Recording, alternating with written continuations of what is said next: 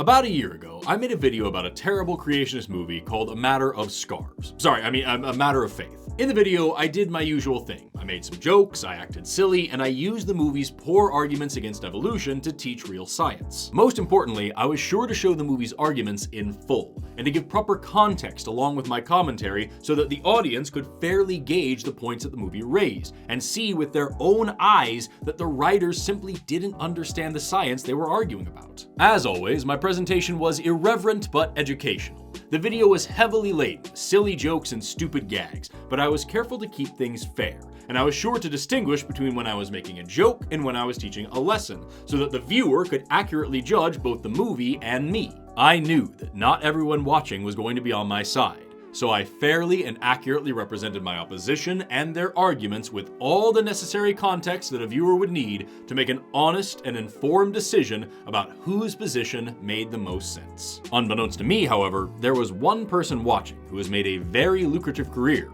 out of doing none of that.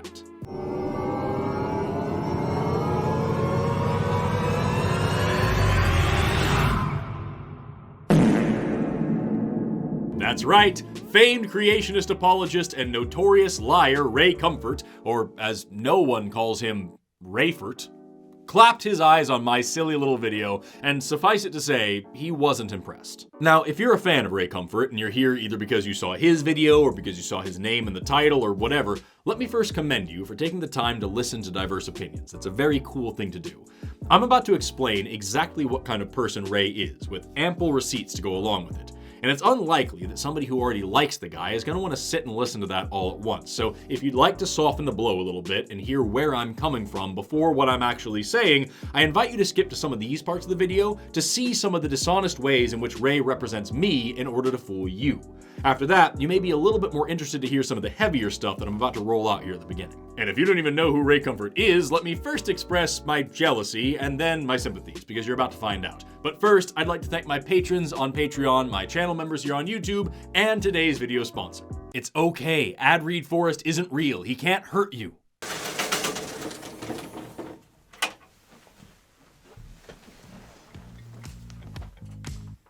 You guys want to talk about Brilliant? Brilliant is an everyday learning app that helps you learn real math and science with fun, interactive lessons that you can complete right in the palm of your hand. Unlike other learning platforms, Brilliant doesn't just show you boring videos or pre-made flashcards. Instead, Brilliant allows you to learn by doing and to play with concepts until they click. They meet you at your level and personalize your learning experience to make sure that you can advance in STEM at your own pace. And the best part is, they're offering my subscribers a chance to try everything they have to offer absolutely free for a full 30 days, plus 20% off an annual subscription to Brilliant Premium. And all you got to do to get it is go to brilliant.org/ForrestValkai, scan the QR code on the screen, or click the link down in the description. Just like me, Brilliant believes that anybody can learn math and science, so they don't force an expectation on you. They just guide you through your own aha moments so that you can build strong problem-solving skills and a lifelong learning habit. Plus, Brilliant has more than doubled their content library this year, and every single lesson is made by an actual human expert. They have lessons about AI, but none of them are AI generated. So get started today by heading over to brilliant.org/ForrestValkai, scanning the QR code on the screen, or clicking the link in the description. Remember, you get to try everything that Brilliant has to offer for free for a full 30 days, plus you get 20% off an annual subscription to Brilliant Premium when you use my links.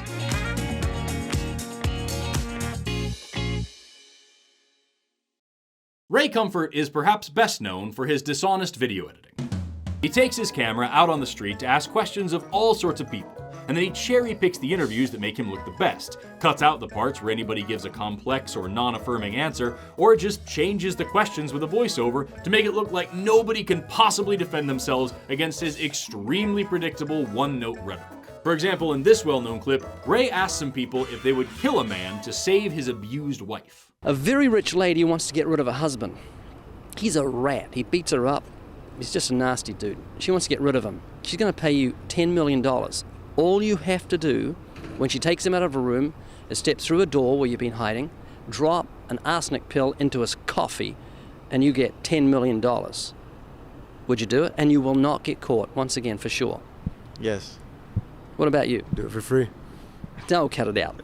No, I would. But then Ray released the same clip in another video where he added a new voiceover which left out that critical detail that the wife was in physical danger. This lady wants to get rid of her husband. She says he's a rat. All you have to do is drop 1 tablet of arsenic into his coffee when he's not looking. You will get away with it, you'll not get caught, and she'll give you $10 million cash. Would you do it? Yes. What about you? Do it for free. Don't cut it out. No, I would. He changed the situation from one of a woman being physically threatened by a violent abuser to one of a woman just not wanting to be married anymore. But he kept the responses more or less intact. What about you? Do it for free. Don't cut it out. No, I would. You'd kill a guy if he's a rat? If he was evil enough and did the bad things. What about you? Do it for free. Don't cut it out. No, I would. He was sure to cut out that part where the guy said that he would do it because the husband was evil, but he was also sure to leave in all the appropriately doctored clips of people saying that they would kill a man for money to make it sound like all these godless sinners were just down with murder. Here's another example from Ray's pseudo-documentary about Noah's flood, in which he asks a professor of geology where the water on Earth came from. What's your credentials? I'm a professor of geology and oceanography at Cal State University, Long Beach. Rick, where do oceans come from? Originally, the water on the Earth came from a couple different sources. One is that the materials that accumulated in the very early stages of the Earth, sort of as meteorites and asteroid bombardments, had water in them, and as they heated up, they melted, they gave off gases and water vapor. But another way that they came in is that a lot of the stuff that came and accumulated in the planet to form the Earth were comets, and comets are made up largely of water ice and methane ice. So the professor answered with the same kind of information that I learned in school, but Ray wasn't satisfied with that, so he pulled 3 tricks back to back. The first is asking if this is a fact or a theory. So comets bombarded the Earth and all the water came from comets? A lot of the water came from comets. Is that just a theory or is it a fact, well-known fact? Well, it's nothing about the origin of the Earth is a fact. It was long time ago. Now, anybody with any kind of real science education can tell you the issue here. Sing along if you know the words. A theory is not a guess. It's a functional explanation of observed natural phenomena that is backed by all the best evidence that we have. It's something that is rigorously and repeatedly tested through experimentation and is able to make novel, testable predictions about the natural world. Science doesn't deal in proof, it deals in evidence. You never accept a hypothesis, you simply fail to reject it. Everything in science is subject to change if new information comes along. All of this is basic stuff, and it's all what's known as intellectual honesty. The simple fact that none of us know absolutely everything means that none of us can call anything an absolute and unequivocal fact, and any scientist who uses the word fact is doing so in that light, not in the colloquial sense, meaning something that is eternally and indisputably true with a capital T. And that makes what the professor is saying here not only reasonable, but incredibly humble and honest, especially considering who he's talking to. And speaking of who he's talking to, Ray, who has absolutely been told all of these things before and could at least engage with them honestly even if he didn't agree with them, is instead deliberately perpetuating misinformation about how science works in order to keep his audience hooked on his lazy arguments. And the second trick is even lazier. He cuts away from the interview with the professor and asks a random person on the street who calls themselves a science teacher if they agree. It was long time ago. You're a science teacher. Yes. Do you think comets brought water to the Earth?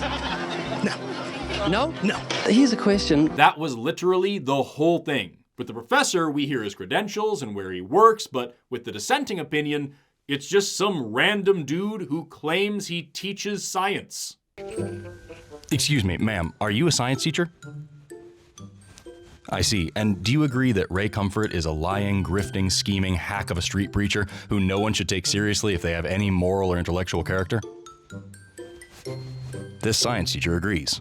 And the third trick is the most shameless of them all. He asks the professor if modern marine life came from comets as well.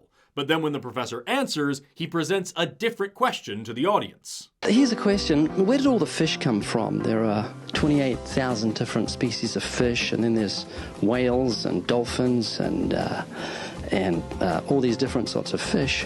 Do they come on the comets? That's a silly question. Where did they come from? that you think that animals are riding in on comets through the vacuum of space? No, I don't. Question. I don't believe that. But where did all the fish come from? There are 28,000 different species of fish in the oceans. Haven't you researched? I'm doing it now. I'm coming to experts. That's you need to do your homework before you talk to experts. It's entirely possible that the early prebiotic material, or even the first microbes, traveled to Earth aboard a rock of some kind and seeded the once barren ground with what would later become every species alive today. Okay, well, thank you for talking to me. So he asks the professor if fish can ride on comets. And when the professor answers honestly that that's a really silly question, he scrolls some text across the screen about how microbes may have come from comets. And then he cuts to a clip from a documentary talking about how microbes may have come from comets. And then he cuts back to the professor, ending the interview in frustration, as if he was specifically unable to talk about microbes coming from comets. Fish and microbes are different things. The origin of fish and the origin of life are different events. Ray is deliberately blending a clip of a scientist talking about fish with another clip of a different scientist talking about microbes in order to fool his audience. He is being dishonest. He is lying. He is a liar. This is what liars do. And he pulls the same kind of stunts in most of his videos. Or failing those, he'll just ask an obvious leading question with a ridiculous follow-up. Do you think everything is intelligently designed? No, I don't believe that things are intelligently designed. Okay, you seem like an intelligent person, so I'm going to ask you something. I'd like you to make me a rose, okay? How would you make a rose? I don't have the capabilities to do that. Hang on. No, it's not intelligently designed, so you should be able to whip me up a rose real quick. Or he'll prompt someone to say something that is scientifically accurate, but that he and his audience personally find ridiculous, so that he can just point and laugh without ever actually bothering to learn anything. Do you think you're a primate? Yes, I am. Are you a talking primate? I am. Are you a cousin of bananas? Why, yes. Human beings are still fish. Human beings are fish? Why, yes, of course they are. That was P.Z. Myers, by the way. He's literally a famous biology professor. He could have explained any of that. But Ray doesn't want an explanation or an honest discussion. He just wants to insulate his audience of people who believe humans are made from mud so they can all huddle together and laugh at the people who think that humans are related to bananas. It's not about a serious discussion. It's about tribalism, dogma, and Ray being able to beat his chest and say that he defeated this great scientist in a debate. And if you think Ray's lying and grifting stops at dishonest video editing, you needn't look any further than that same video about Noah's flood to see a prime example of him engaging in quote mining as well. So, where did it all come from? The Smithsonian Magazine says water is so vital to our survival, but strangely enough, we don't know the first thing about it. Literally the first. Oh no! The Smithsonian Magazine, which isn't a scientific journal, says that we have no idea where water on the Earth comes from?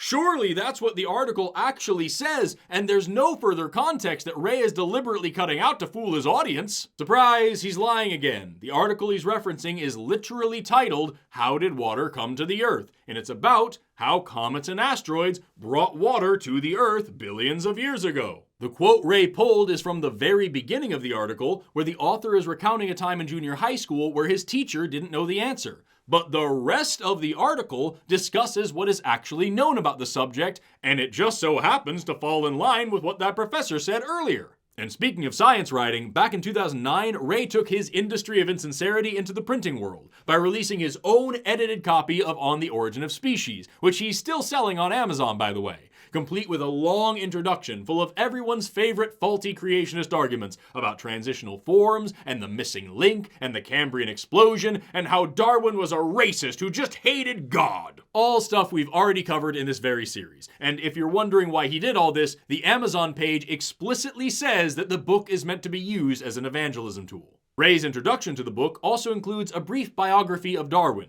which he shamelessly plagiarized from a biology professor named Stan Guffey. Feel free to pause to read these side-by-side sections to see if you can spot the blatant similarities hidden behind a few key word changes. I even ran the text through 2 different plagiarism checkers, and they both said that they are over 60% identical. Now that's the kind of work that'll get you kicked out of college. Fortunately for Ray, however, he's here to fight education, not participate in it. Oh, and did I forget to mention that Ray also deleted 4 entire chapters from the book, including Darwin's own introduction, and 2 whole chapters where Darwin lays out the best evidence for evolution, so that anyone reading it would be misinformed about the topic and think that the book was bad. And even though he originally said that nothing had been removed at all, he later explained that he had to delete those 4 chapters to make the printing cheap enough that he could give the books away, because he's just so charitable. But it's okay, because the full text is still available online.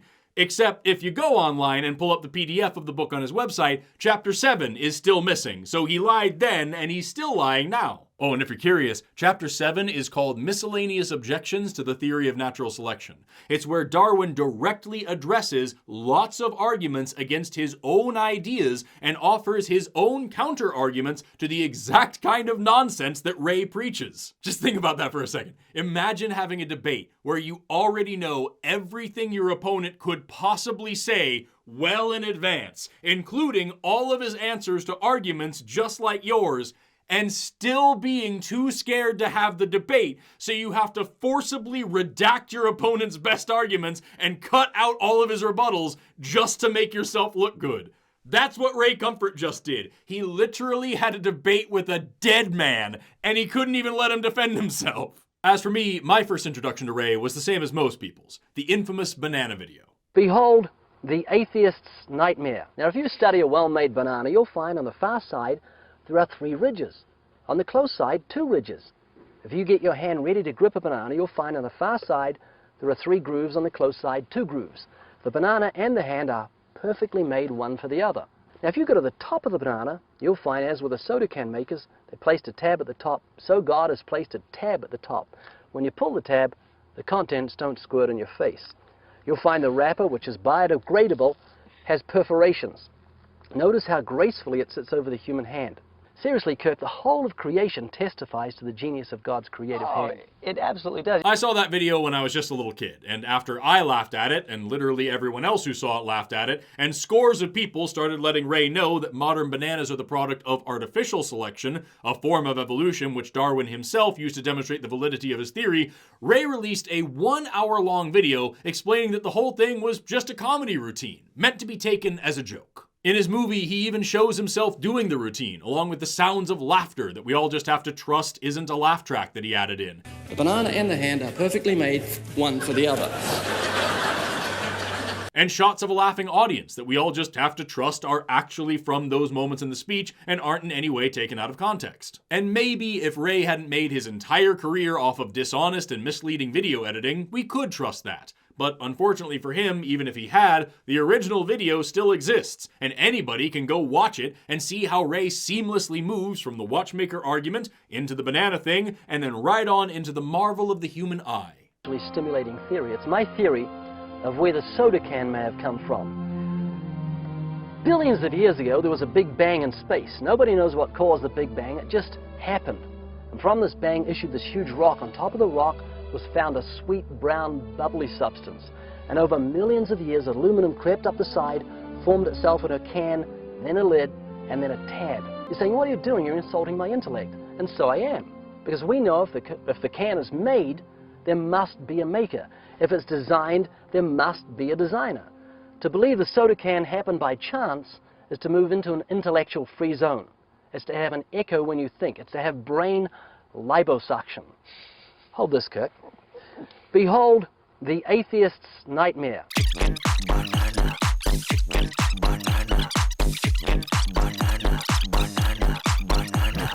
Seriously, Kirk, the whole of creation testifies to the genius of God's creative hand. It absolutely does. You think of the human eye.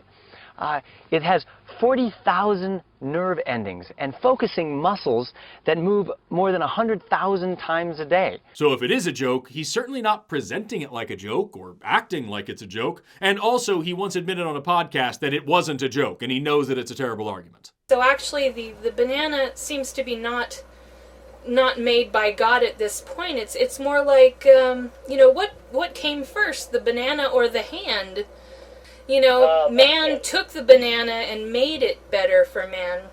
rather than the other way around. You've got that one. You can have the banana. And if I'm being honest, this is all just the most well-known and frequently talked about stuff about Ray. He's been around for decades, and he's been consistently terrible the whole time. There was the time that he posted racist stuff about how no tribe is so primitive that they were atheists. And then there was the time that Richard Dawkins said that his mother had died, and rather than offering his sincere condolences or just saying nothing, Ray took it as an opportunity to preach the gospel and plug his YouTube channel. Sorry about your mom, bro. Don't forget to like, comment, and subscribe. And if all of that wasn't bad enough, he's also partnered with Turning Point USA, and the banner on his YouTube channel is an endorsement from Charlie Kirk. And you'd better believe he posted plenty of videos within hours of that dude's murder to soak up as much of that algorithmic goodness as he could. Getting back to the matter at hand, I've had plenty of channels make videos about me over the years, and until now, I've never responded to any of them. Not because I'm on like some moral high ground or anything, it's just that most of them weren't funny enough to hold my attention for the time that it takes to generate a response. But Ray's video was special. It's just so bad, and it makes all my points for me so effectively that I knew I'd have to talk about it eventually. But then the unthinkable happened. The video disappeared. I couldn't find it on search anymore. Ray was hiding it from me. Only he wasn't hiding it very well, it's just unlisted, and it's still posted on his website. Did you think I wasn't going to check your website, Ray? What, do you think I'm a fool? A beautiful little fool? Now, with all that being said, it could be argued that Ray is just looking for attention.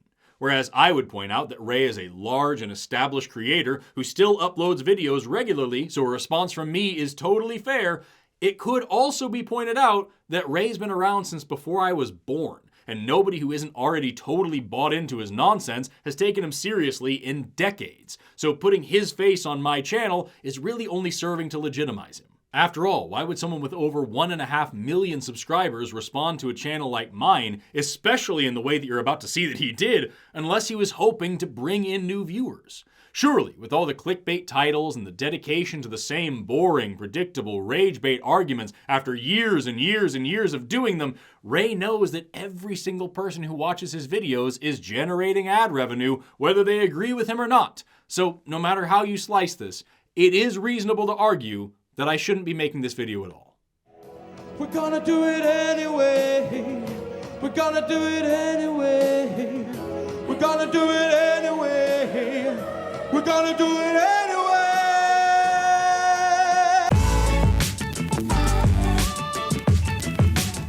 First things first, let's address the title.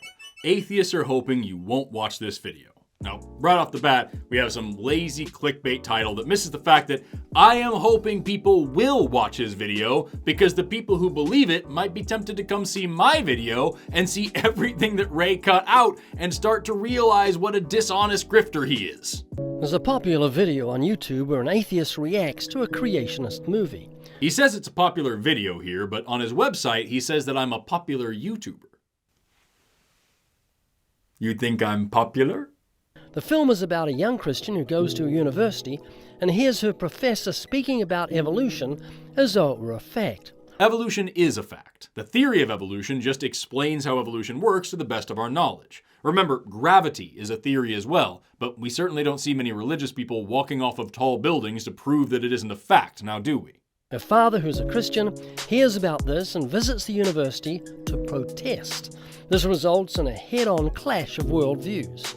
Yeah, that's more or less the point of the movie. More importantly, however, it's also the entire problem with the mindset of the people who made the movie and people like Ray who thinks that it tells a good story. As I mentioned in my video, and as Ray cut out of his video, the professor who was teaching about evolution was a biology professor teaching a biology class. He wasn't going door to door handing out pamphlets about evolution. He didn't construct a huge tax-free building with symbols of evolution all over it that people had to look at. He didn't go harass people on street corners, inviting them to come learn the good news about evolution. And he certainly wasn't walking around town shoving a camera in people's faces so that he could doctor footage of them and make it sound like he beat them in a debate about evolution. He wasn't at the Father's church. He wasn't in the Father's home. He wasn't even in the Father's line of sight. He was doing his job at a university, teaching the science that the daughter paid him to teach. And that was so offensive to the Father that he had to come there and put himself and his religion right in the middle of everybody's business and fight to shut the whole thing down. On the surface, this is a movie about a big debate, but in reality, it's about a self-important zealot who colonized a university and ruined the academic careers of countless students because one professor wasn't a part of his book club. It's a nightmare. The atheist, whose name is Forrest, Hi, that's me, I'm Forrest, gave his thoughts on the movie, but there's some big problems with what he said. So here is my review of this atheist's review. and this is my review of Ray's review of my review. What a world we live in. Today, we're going to be watching A Matter of Faith, a creationist movie with a score of 3.7 out of 10 on IMDb. IMDb gave it a 3.7 rating out of 10. They only gave our movie, Audacity, 2.8 out of 10. Over 2,000 people gave it a 10 out of 10 rating, but 1,900 atheists went in and gave it just 1 star, hoping to bring the rating down so that no one would watch it. So I don't give much credibility to the world when it rates Christian movies. Of course, every bad review must have come from an atheist. Not one single believer could have possibly been disappointed in your work or had a different opinion. And naturally, all those evil atheists only left their negative reviews just to spite you. It had nothing to do with the clunky, poorly thought out, and often offensive content of the movie, or the fact that the whole message of the movie is that homosexuality is a choice, and therefore gay people should just not gay. This is why people like Ray never actually try taking on science. He can't handle dissent or differing opinions. He has to believe that any negative attention he gets is just because people are mad at God. Let's now go to this review. About a young woman who goes off to college to learn biology, only to need rescuing by her father as she is taught the horrors of evolution. There's no horrors of evolution, it's just really dumb. It purports that human beings and primates have a common ancestor. That means we're not made in the image of God. We are primates. It's unproven and unprovable, and all of it stands on a foundation of blind faith. As funny as it is for someone like Ray to criticize faith, and also fundamentally lack the ability to recognize a joke, it's more important that we talk about Ray's deliberate misuse of the term observable evidence.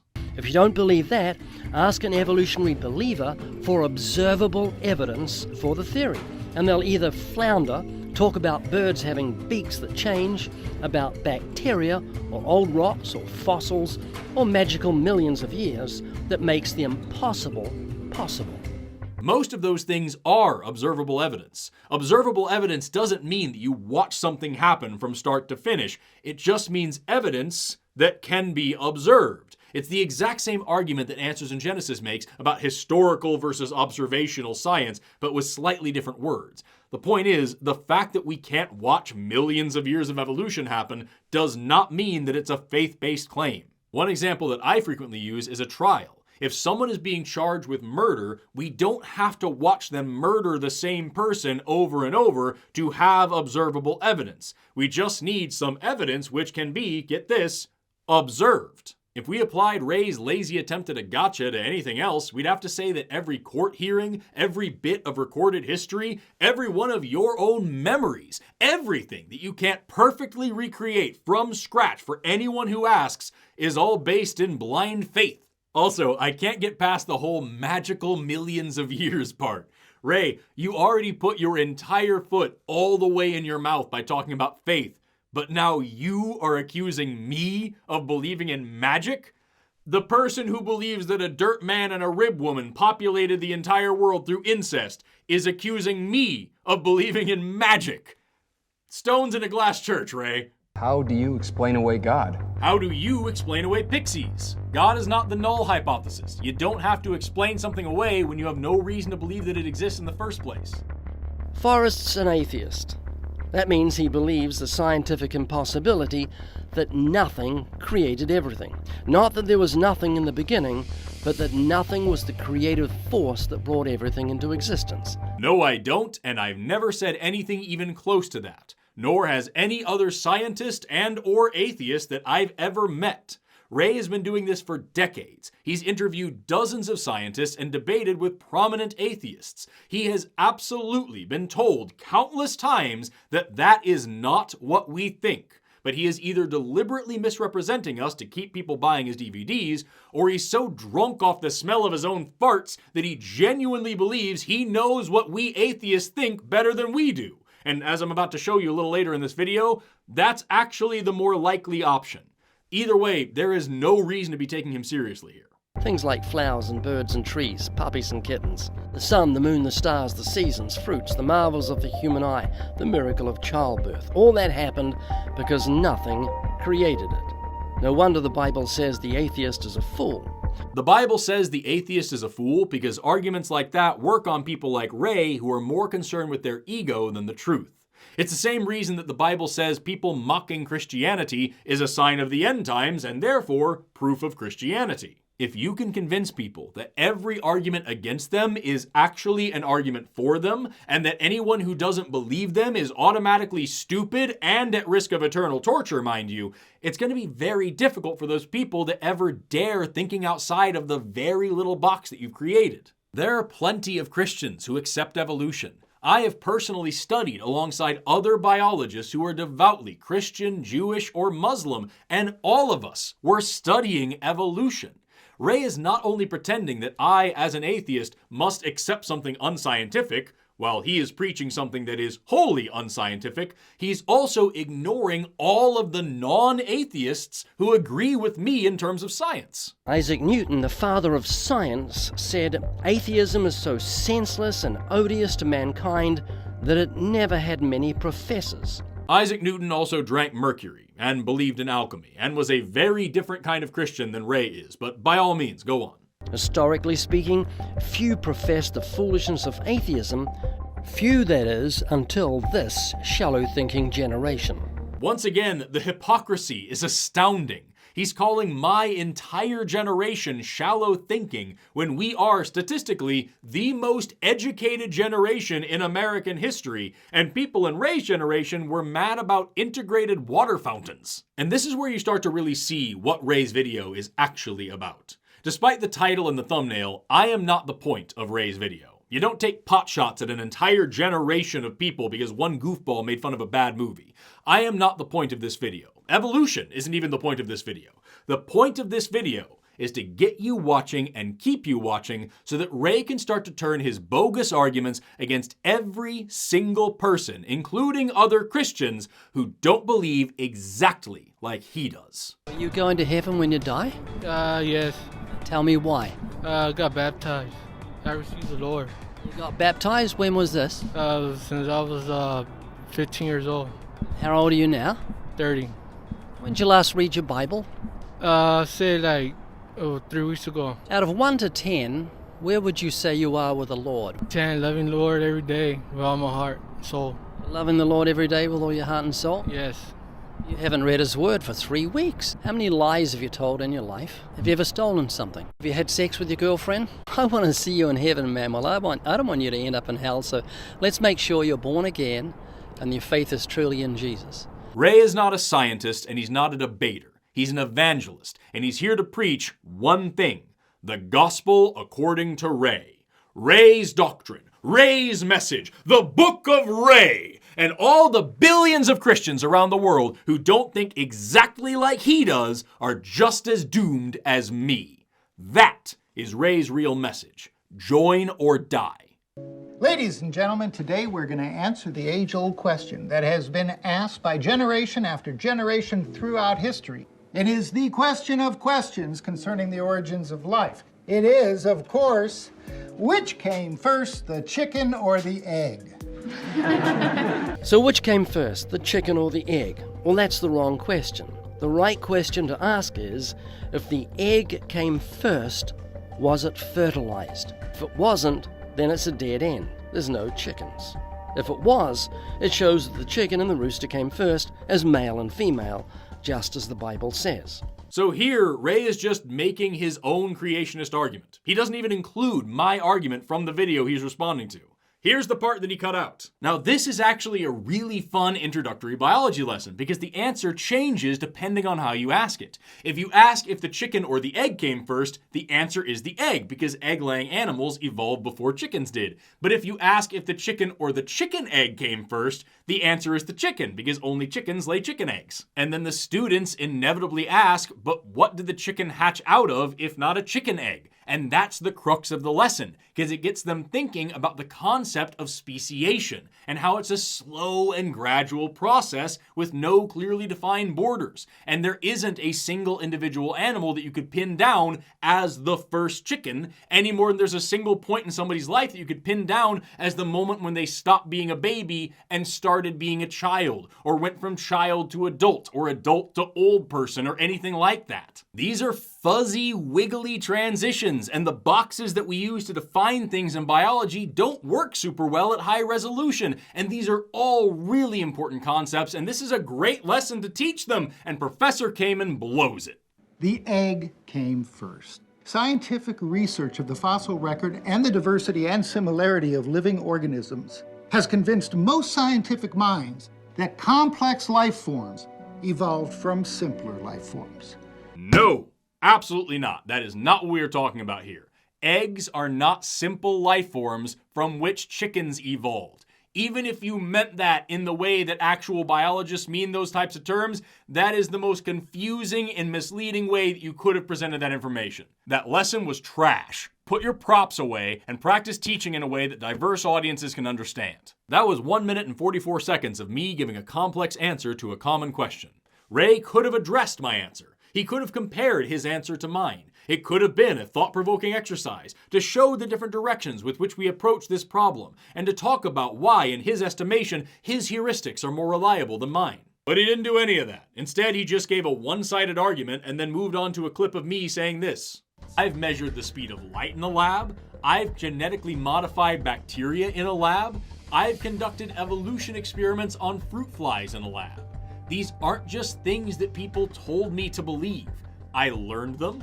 I learned how the scientists of the past figured them out, and then I tested them for myself.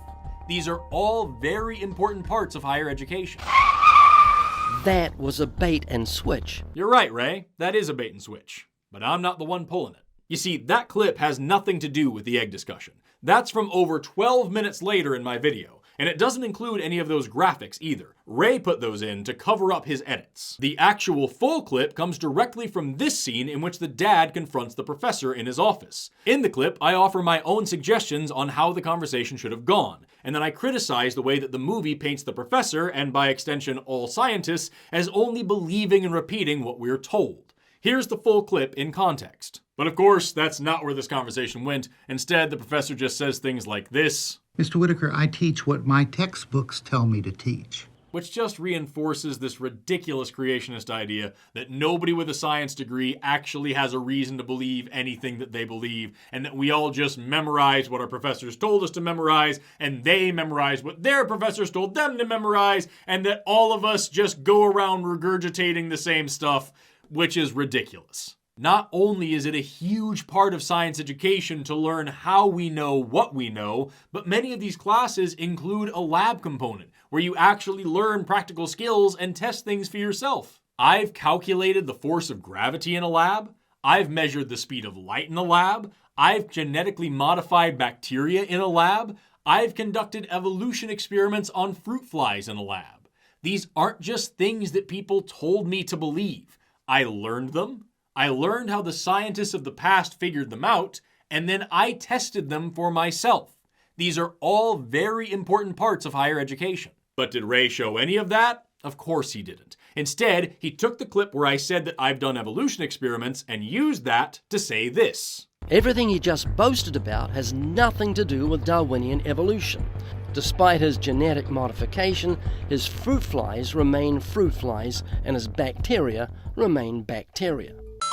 And that is the bait and switch. What Ray just described is not evolution.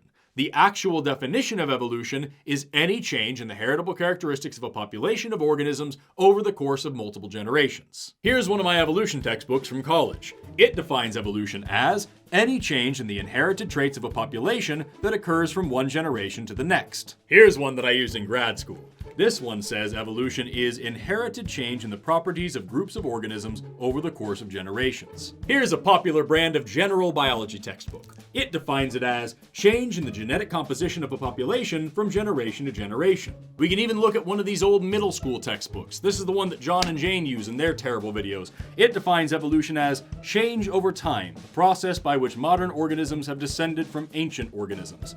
Not great, but it's better than Ray's definition. Nowhere in any of these textbooks, or in any of my other textbooks, or any other legitimate definition of evolution that I have ever heard is a change in so-called kinds mentioned. What Ray is trying to do here is shoehorn in an extreme form of macroevolution.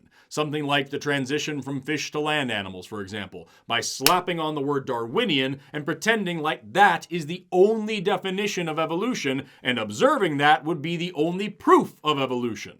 And that's just dumb. But that's not the only time that Ray takes me out of context to make a silly point. The next one is as close to a character attack as he gets in his video, and if I'm being honest, it is the whole reason that I decided to make this response, because it is so funny that I feel like I could release it just on its own and that would be enough.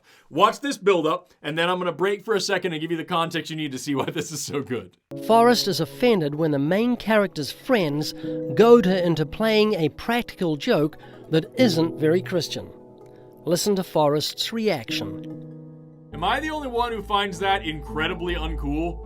Like, that's a hilarious thing to do to a friend or a family member in a private setting, but she just publicly humiliated a random stranger because her friends told her to. What a sensitive person. Okay, so before we move forward, you have to understand some crucial context here. In the movie, the biology professor is being portrayed as this very likable guy that all the students laugh at whenever he says any weird, cheesy line. And so I did this thing in the video where every time the students would laugh, I would do this awkward, over-the-top, stupid laugh just to make fun of what was going on. Here are some clips of that just so you get what I mean. The biology class is led by Professor Kamen, who is hilarious. Out in the hall, behind my back, you can call me anything you like. But in here, I would appreciate Professor Kamen.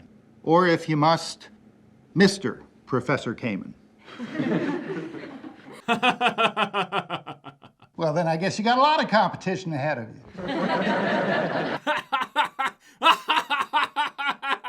Which came first, the chicken or the egg?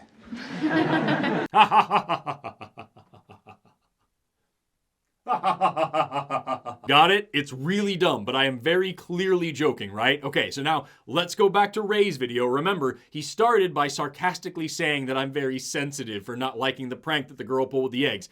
Then this happens. What a sensitive person. He really does care about people's feelings. Well, let's look at how sensitive he is. Here is Forrest reacting to 3 different scenes in this film.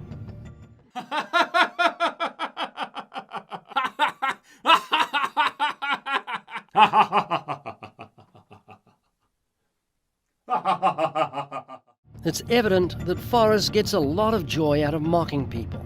He pretended those laughs were serious. He took the clip of me making fun of the awkward forced laughter in the movie and played them out of context to pretend like that was actually me laughing at the movie. Like, even if you've never seen my video, anyone with half a brain should be able to realize that something is weird about those clips. Who laughs like that for real? And I can't get over the serious, dark, brooding music that he put in the background to show what a grave situation this was.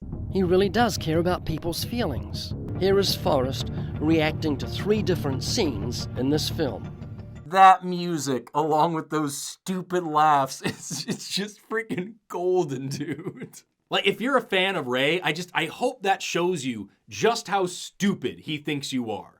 Again, you don't have to like me or my videos or agree with my opinions or anything, but at least I can say that when I respond to somebody else's videos, I show them in order, in context, and usually in full. I go out of my way to let everybody know if I'm cutting anything out of a video that I'm responding to. And I do that on purpose to make sure that nobody can ever accuse me of pulling a Ray Comfort. Like, if you haven't seen my video about a matter of faith, go watch it. It's really dumb, but just go watch it and then ask yourself if you think Ray accurately depicted or addressed or even mentioned any of my actual arguments, or if you think he just pulled down his pants and dropped a hot comfort all over my video.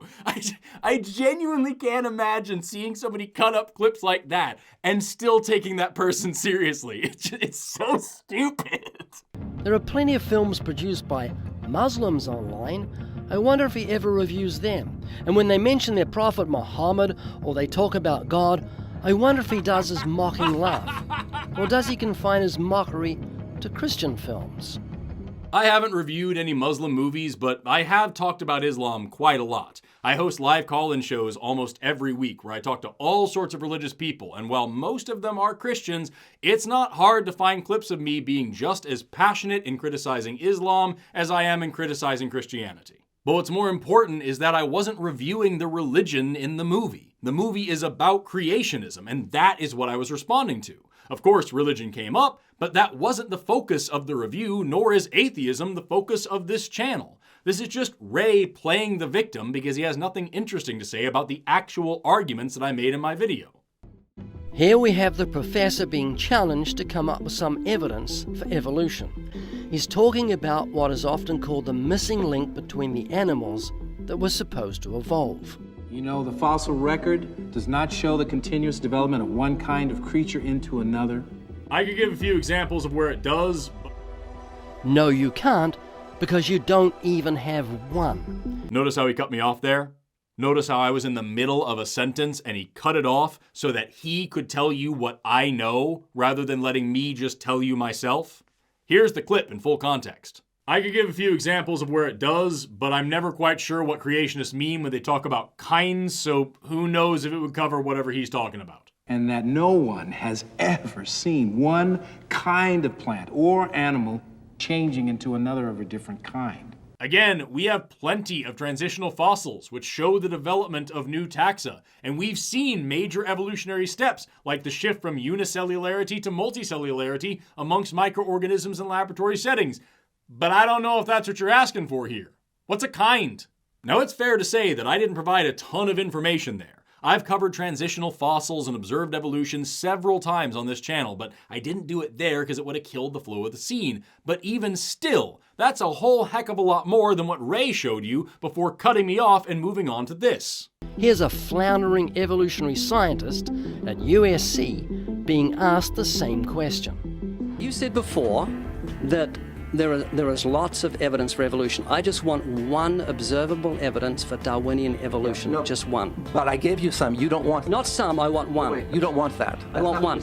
Yes, I do. I'm pleading with... So just to be clear, he has a video of me, a biologist, talking about evolution. But instead of showing you what I said, he just told you that I have nothing to say, and then he cut to an interview with a different biologist where the conversation went the way that he wanted and he got the guy all flustered. And even then, he cut out all of the information that biologist gave and just showed you a tiny clip of him being annoyed. And if you want to know why he's so annoyed, you can look at that clip where Ray is interrupting him over and over again and forcing him to engage with something silly, or you can take a look at this other clip of Ray talking to that same professor. That's not a change of kinds, is it? It is a change. It is a change in the genetic makeup of the bacteria, which is still bacteria. So what did the bacteria become?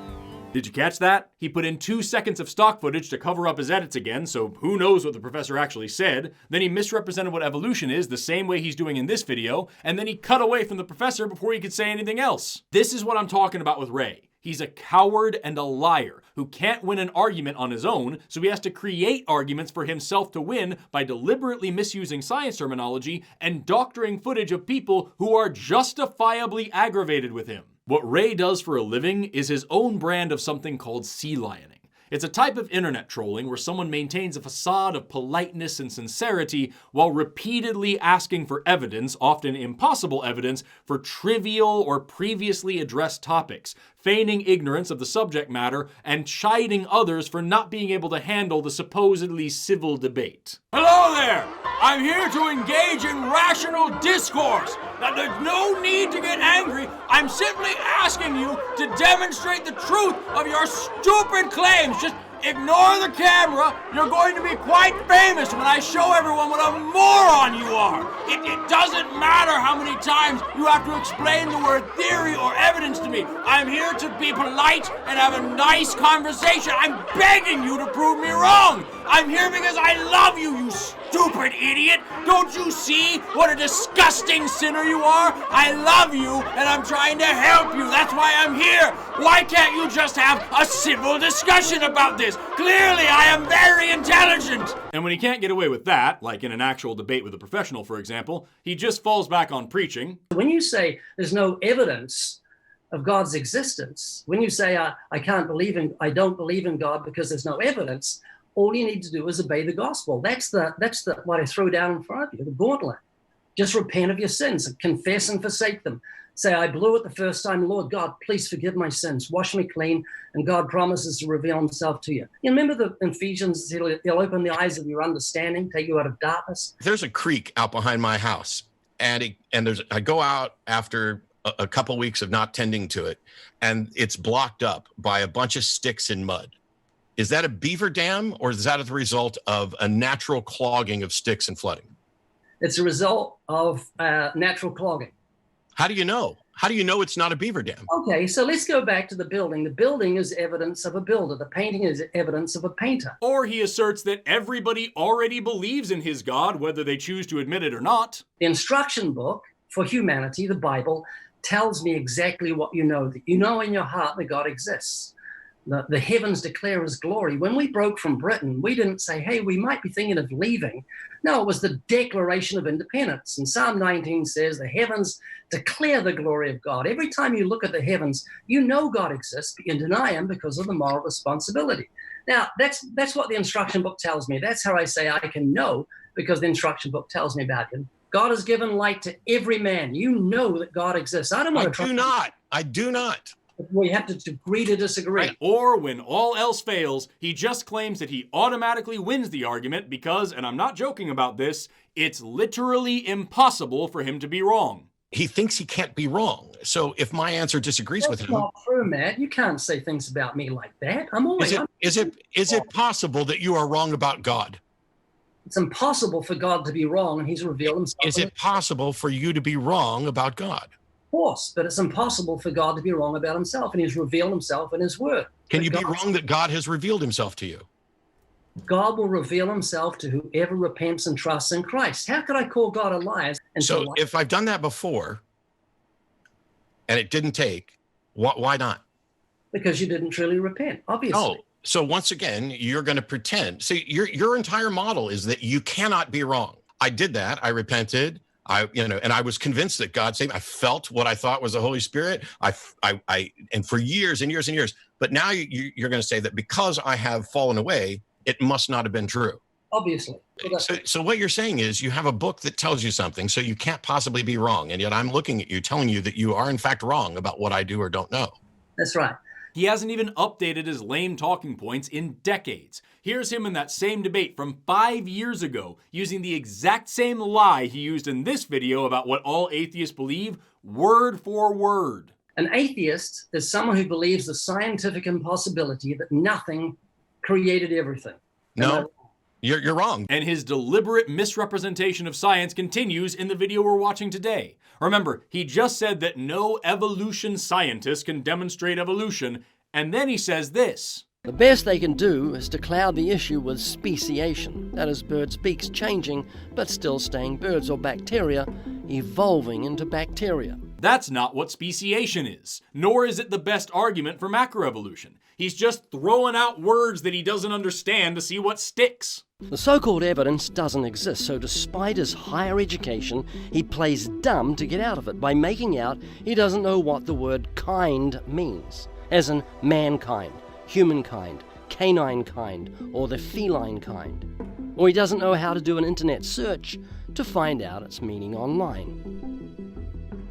But I'm never quite sure what creationists mean when they talk about kinds, so who knows if it would cover whatever he's talking about. Taxonomy is the way that we classify life. Each taxonomic layer is more and more narrow, going from all life down to one single species. The reason I'm saying I don't know what a kind is here is because creationists use the word kind to mean any one of those levels of organization, as Ray just demonstrated. Humankind can refer to either one species or one genus with several species, whereas dogkind and catkind refers to whole families. And if we're talking about fish as a kind, that encompasses at least 3 different classes, which are so big they account for around half of all vertebrates. So if you're asking to see a change in kinds, the answer totally depends on which kind you're referring to. Sometimes a case of speciation, which Ray erroneously dismissed before, would probably work. But even then, you run into the issue that taxonomy is a scientific endeavor with strict rules for classification, but creationist kinds aren't. So whatever creationist you're talking to gets to decide whether anything falls into this kind or that kind or whatever. Where did all the fish come from? There are 28,000 different species of fish, and then there's whales and dolphins and all these different sorts of fish. Even Ray's mocking suggestion that I don't know how to do a Google search proves this point. A group of things that have similar characteristics could literally describe any level on the taxonomic hierarchy. And one of the last words he zoomed in on was genus, which isn't even big enough to cover all dogs or all cats, which were 2 of his examples. Forrest seems to have a short memory because he had no problem understanding the meaning of the word kind when the professor used the word.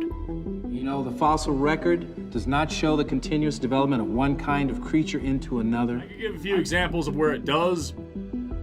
He cut me off again, so here's some relevant context one more time just to make sure we all remember it. I could give a few examples of where it does, but I'm never quite sure what creationists mean when they talk about kinds, so who knows if it would cover whatever he's talking about. He literally took a clip of me saying I don't know what they mean by kind, cut off the part where I said I don't know what they mean by kind, and then used it to say that I know what they mean by kind.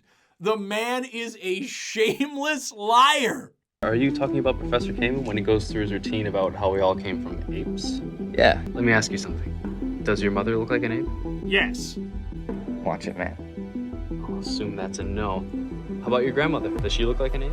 Yes, because humans are apes, so yes, we look like them. I have evidence for evolution. Okay, so he took a clip from me towards the end of my video where I was being deliberately overdramatic to try to show how frustrated I was, and he put it next to a gorilla. That's very funny. Quick question, though. Does that count as mocking? Remember just a minute ago where he showed me doing a really silly, obviously fake laugh, and he tried to paint me as this bad guy for mocking people? Does that count as mocking, too? Where is your evidence for creationism? Stay tuned because I'm going to show you how creationism stands up against the scientific method. And at the end of this video, I'm going to let the cat out of the bag and tell you why something so dumb as atheistic evolution is so popular. Make sure you watch until the end. It's eye-opening. So here, Ray asks you to stick around to the end of the video because he's going to reveal some shocking truth about evolution. But what could possibly fill in the rest of the video? Will he discuss the points that I made? Will he show you some of the context from the clips that he used? Will he let me finish a sentence? Nope, it's just more street interviews that Ray cut up to make himself look competent. Among these clips, we get gems such as this. Do you respect Jesus? Sure, Jesus was a great guy. Well, he destroyed evolution with one sentence. He said, in the beginning, God made them male and female. That kills evolution in one sentence. And this. To pass a scientific test, it has to be observable and testable. Have you ever had a question about the world? Like what plants need to grow? Or how to blow bigger bubbles? There is a way to find the answer to these and other questions that is used by scientists. It is called the scientific method. Make observations. A hypothesis needs to be testable. I swear to Glob, I haven't edited that to make it any worse than it is. That's just how jumpy and awkward he made this clip on purpose. You can't test something that happened 60 million years ago, supposedly. So, just to be clear, we cannot trust that life has evolved over millions of years, despite all the evidence we have for it, because we can't watch it happen. but we can trust that humans were made from dust and a rib a few thousand years ago, despite the fact that we don't have any evidence for any of that, and also we can't watch it happening. It's almost like he has one standard for one thing and then a different standard for something else, like some sort of standard that's been doubled, like a double standard. I wonder if there's a term for that. But you can test what the Bible says. God made male and female in the beginning, and you can see that in all the species. Elephants, horses, cats, cows, everything is male and female, including human beings. And also all the organisms that don't have male and female, and also all the species where one individual has both at the same time, and all the species where one individual can have both but at different times, and also intersex people. But you know what? Don't worry about any of that stuff, because the Bible doesn't say anything about that, and if a bunch of Iron Age goat herders didn't think it was important, then darn it, neither do I. So anyway, Ray does his street interviews for about 7 minutes. The whole video is only around 17 minutes long, so that's about 40% of the entire video that is just dedicated to evangelism. Like I said, this video is not about me. But then finally, at the end, we get the big reveal of the reason that people believe in evolution. Why do so many embrace the foolishness of atheism and something so clearly unscientific as evolution? Simply because it gets rid of moral responsibility. If you're a primate, your sexual exploits aren't sinful, they are just you following your primal instinct to procreate. Science isn't about witnessing something. Science is about evidence. I have evidence for it. And it's the same thing that he said in that debate clip from 5 years ago. And he made sure to throw in something about sex in there as well, which no one was talking about. He just felt the urge to bring up sex and tell everybody what he thinks you should feel about it. It's weird, Ray. It's weird how much you think about sex. Oh, and what would this video be without Ray plugging his new book in a genuinely gross way? Our new book, Volatile, shows that 2,500 years ago, the scriptures actually named the countries that would attack Israel in the latter days. This 96-page publication gives instant credibility to the Bible and consequently the gospel. And it's priced for you to get in bulk to distribute to your neighborhood or to give a copy to those that you love. The volatility of the Middle East is on everyone's mind. Use it to reach their heart. Because what is generations of conflict and the deaths of hundreds of thousands of people if not an excellent marketing opportunity? And that's the end of the video. Ray Comfort is a liar. He manipulates videos and misrepresents science to swindle his audience into his specific brand of Christianity. He frequently reminds people that the truth matters and that lying is a sin, but his entire ministry is built upon edited conversations, falsified quotations, and bearing false witness against people that he makes sure can't respond. He paints himself as a prophet, but in reality, he's not here to promote goodness or virtue. He's here to promote himself. Nothing spiritual, just business. It's his ego, wrapped in scripture and sold with the threat of hellfire. By his fruits we shall know him, and his fruits are rotten to the core. If the truth really mattered to Ray, he wouldn't have to lie so much to spread it. If humility was really his agenda, perhaps he would remove the plank from his own eye before complaining about the specks in everyone else's. I'm not and would never be a Christian. But I've read the Bible, and I know it warns against people like Ray, people who claim moral authority while abandoning moral conduct. And to all of Ray's fans who may be watching, you don't have to agree with science, and you certainly don't have to agree with me. But if I could offer just one small word of advice, if you're looking for the truth, be careful not to take it from a man who believes himself to be so infallible that he literally knows what's in your head better than you do. It's fine to be confident. But claiming absolute certainty while never taking a shred of accountability isn't preaching, it's pride. And we all know what cometh after pride. I've tried the best I could to stay with the gospel because I know the gospel is the power of God to salvation. And it's the gospel that Matt needs to hear to see his need of God's forgiveness. And that's why I try to open up those commandments to prepare. It's weird that you think I haven't heard it repeatedly. That's right. You've got a hardened heart, and I'm praying you'll soften it up. Yeah, well. Matt, I just better a hardened heart than a hardened brain. Yeah. And with that, I'm Forrest Valkai. Thank you so much for watching, liking, commenting, subscribing, and all the other stuff you do here on YouTube. Please exit through the gift shop, pick up one of these sweet t-shirts. Have an awesome rest of your day, and never stop learning. Bye-bye. How many lies have you told in your life? How many lies have you told in your life? How many lies have you told in your whole life? How many lies have you told in your life? How many lies do you think you've told in your whole life? What would you call me if I told lots of lies? Countless lies. You'd call me a liar, wouldn't you? Of course.